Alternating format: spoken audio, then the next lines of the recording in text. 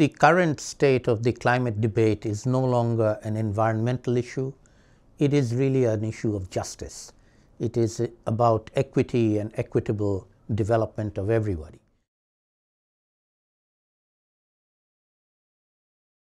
Just transition refers to the industrial workers of the fossil fuel energy sector who may have to sacrifice their jobs in order for us to wean ourselves off fossil fuels as quickly as possible.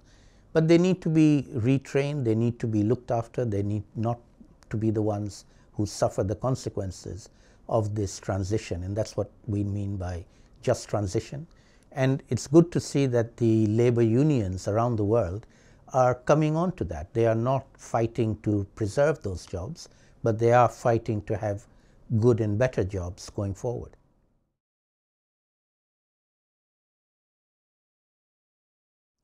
Well, I think one of the realizations that we've had over the last 30 years of being aware of the climate problem, and the climate problem getting much worse over that time, is that it is a whole of society approach.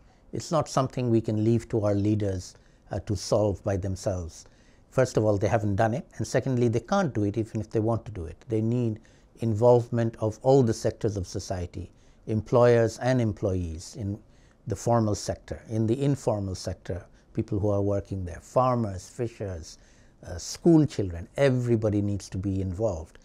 The good news is that's beginning to happen now. Almost everyone with some level of literacy and knowledge, general knowledge around the world, is aware of the climate change problem, is aware of the problems they are facing in their own localities and their own countries.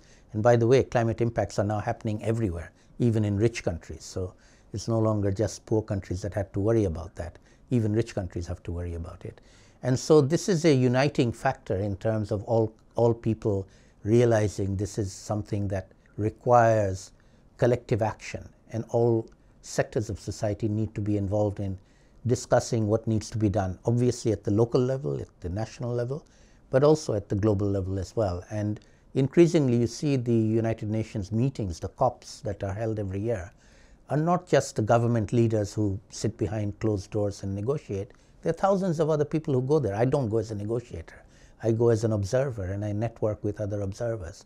And there are many, many more people getting involved in trying to solve the problem now, which is a good sign. The question is, it's not happening fast enough. We need to make it faster.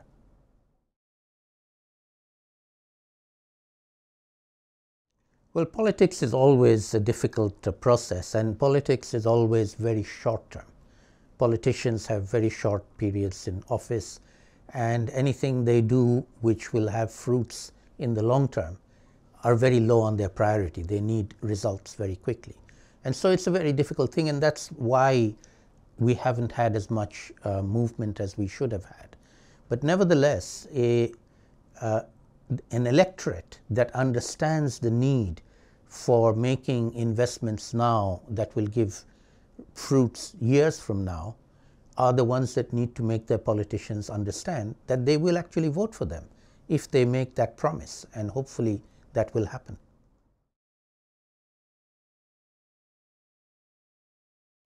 It has to be addressed in a system of solidarity across the globe.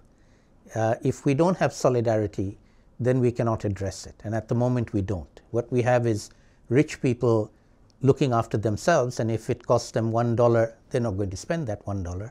On the other hand, poor people are losing $100, and the rich people don't care. All right? So people are losing right now.